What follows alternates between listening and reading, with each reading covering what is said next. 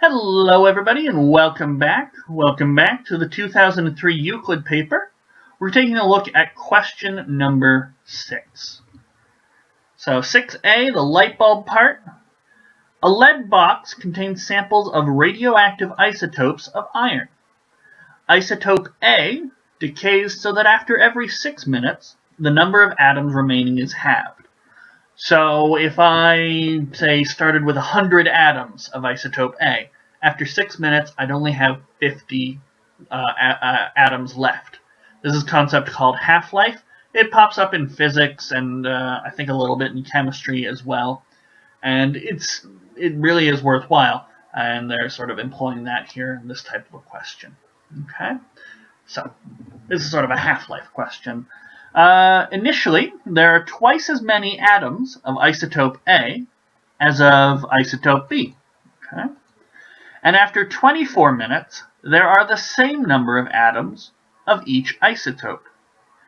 How long does it take the number of atoms of isotope B to halve?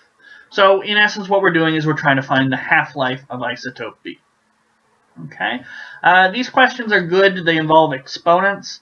I see questions like this more when it comes time to review for a calculus course. Because this stuff isn't exactly calculus, but exponents are featured a lot in calculus. So, well, first let's give a variable name to the thing that we ultimately want. We want the time it takes for the number of atoms of isotope B to halve. So I'm going to give that a name. Let T equal the time for B to halve. Okay. Other things that we should talk about. It's a half-life problem, and usually for half-life problems, we care about how much of the material we started with, and then how much is left after a certain amount of time. So initially, there's twice as many atoms of isotope B as of isotope, or twice as many atoms of isotope A as of isotope B. I'm going to give a name. So we start with, I'll use M for mass or amount of matter or whatever, with M many atoms of isotope B. So that means, since we start with twice as many, we have 2m atoms of isotope A. Okay. So that's at the very start. We start with m, and now we're going to be looking for what time do we have m over 2 many atoms for B.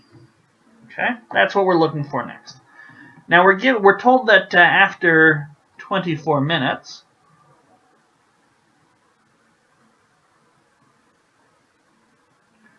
we have the same amount. Well, what is that amount? Okay. Well, we're told the half-life of isotope A. It's every 6 minutes. Okay. So, 24 minutes, there's 4 sets of 6 minutes in 24 minutes. So after the first 6 minutes, now the amount of isotope A has halved, so it went from 2m down to m. After another 6 minutes, it's at m over 2. And then after another 6 minutes, it's at m over 4. And then, if I'm counting right, after the last 6 minutes, then it'll have halved again. So it'll go from m over 4, multiply that by half, to m over 8. Okay? I'm actually going to write that out. So instead of saying after 24 minutes, I'll make a little chart. So isotope A, isotope B, and the minutes. So after 0 minutes, we have 2m and m. Okay. After 6 minutes, A has halved, and we don't know what's happened to B. We don't know how much. Could be a third is left in there. Who knows? But after another 6 minutes, so we're up to 12 minutes here, A has halved again. So once again, the number of atoms has divided by 2. After another 6 minutes, now we're multiplying by half again. We get m over 4. And after 24 minutes, I was right, we do have m over 8. Now we're told that this has to be the same as how many atoms in B were left. So in 24 minutes, B went from m to m over 8. Okay. So, I think we can set up an equation. Let's see.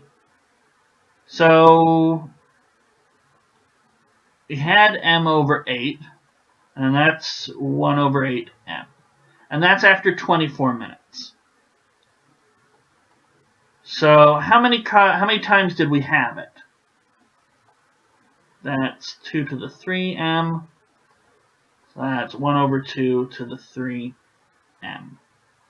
So it has been halved 3 times. We've applied the a half formula, multiplying by a half 3 different times in order to get 1 over 8. So, since we've been halved 3 times, 3 half-lives, or 3t, has to have transpired in 24 minutes. Okay. In 24 minutes, we've had exactly the amount of time we need for the amount of isotope B to get halved, and then halved, and then halved a third time. We can rearrange this, just divide by 3, and we see that t is 8 minutes. And that would be my answer, and I've explained it. I've shown where the half-life is coming from. And it is a light bulb question, so of course you can be a little light on your explanation if you want to. Okay. Now we've got B, and this is the written one. So we've got to solve this system of linear equations. Okay. Log base 10 of x to the power 3 plus log base 10 of y squared, and that's equal to 11. Log base 10 of x squared minus log base 10 of y to the power 3, and that's equal to 3. Now, just a word of caution, people tend to get scared by logarithm problems, especially on math contests, because they're very shortly stated, and they often do involve a fair amount of work. But if you are comfortable with logarithms, if you're familiar with their properties, and I encourage you, if you aren't, before the next time you write a Euclid, or they don't really happen on a Fermat, but they might happen on a Hypatia. Anyways, then before the next time you write a math contest, and who's to say you only write Waterloo contests, what I would do if you are at the sort of age level or grade level where you have heard of logarithms or exponential functions like that, make sure you know the properties of exponentials and especially logarithmic functions in case a question like this pops up. So you should know, for example, that log A plus log B is the same as log A times B. That's a nice and useful property, okay? And one that I think I'm going to use here. Okay? So, getting back to the question, I'm going to copy this over, and we're going to have some equations. And the log questions, oftentimes I find logarithms are thrown in there to make a more simple question seem scarier, or to just add an extra layer of manipulation. Because if you don't remember your log properties, there's nothing you're going to be able to do with this one. Okay. But I think if you do remember your log properties, I think you can very quickly just transform this into a nice quick linear equation. It was x squared and then minus y to the third.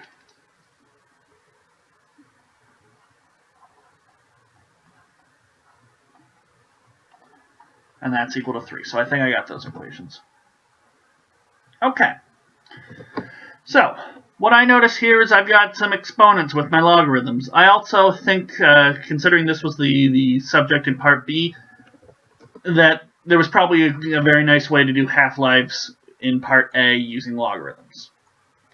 In fact, I know there is, just because half-life is set up with an exponential equation. I was trying to avoid that in case people hadn't actually seen half-life in the half-life equation. But seeing these logs here would be a big tip-off that maybe Part A has something to do with exponents and logarithms. Anyway, back to this question.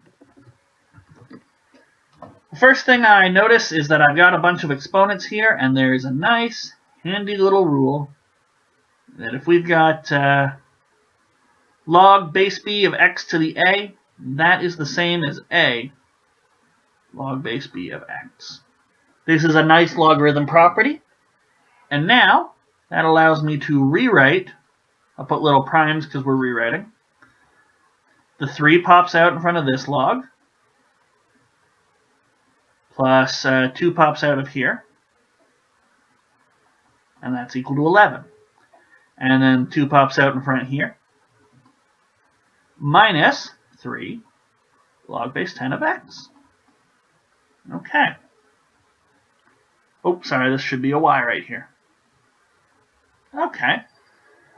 So this looks a lot like just a pair of linear equations. In fact, I'm going to let u be log base 10 of x, and v be log base 10 of y. And I can just substitute these in. Once I solve for u, and then I know that 10 to the u is equal to x, and 10 to the v is equal to y. So once I know u and v, I automatically know x and y.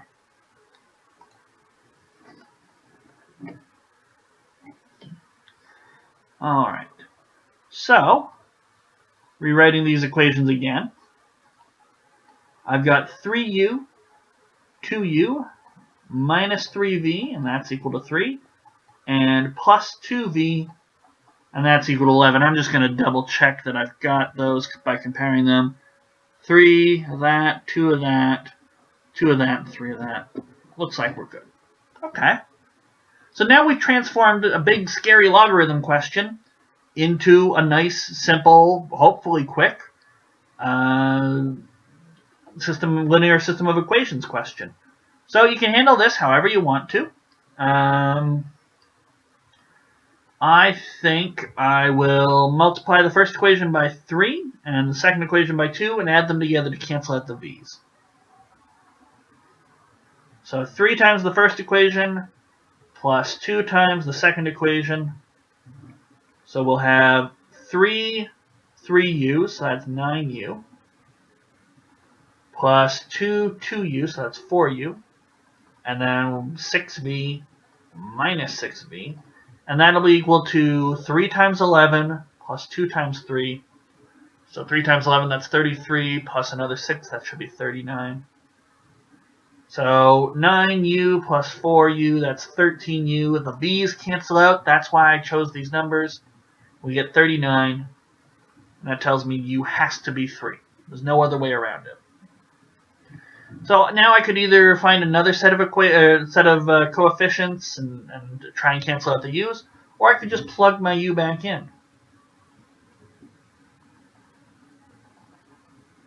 I'll plug it into 2, I guess. So 2 times 3 minus 3v is equal to 3. I notice I can divide by 3. Now I'm left with 2 minus v is equal to 1. So it seems pretty clear that v should be equal to 1. I'm going to double check, because maybe I've made a mistake, and I'd like to know. And it's not that hard to check. We used equation 2. Let's plug these guys into equation 1. So that'd be 3 times 3 plus 2 times u. Well, that's 9 plus 2, and hey, that's 11. Okay. So our solution isn't 3 and 1, because remember, we want x and we want y. X is 10 to the u, so that's 10 to the 3, and that's 1,000. And y is 10 to the 1, or 10 to the v, and that's 10 to the 1, and that's just 10. Okay.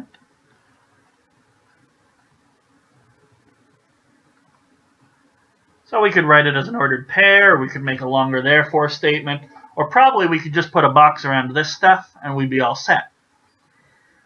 So x and y, it's 1,000 and 10.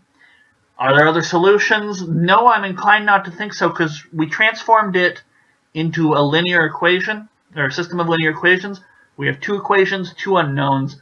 At best, I think we get... we could either have 1 answer or an infinite number of answers, but we're only going to get 1 answer here. There's no way we can get 2 answers and not have an infinite number of answers. Now, one thing we can do, if we've got time, is we can double check. So log base 10 of 1,000 cubed. 1,000 cubed, that's 1,000 cubed, that's a billion. Log base 10 of a billion, that's 9. Log base 10 of 10 squared, why, that's just 2. 9 plus 2, that's 11. And same goes for the second equation there. So that does it for question number 6. And hopefully you're enjoying this Euclid so far. We've got question number 7 coming up. And there's a cannon in 7b. Well, I look forward to that. Alright, I'll see you guys for that one next time.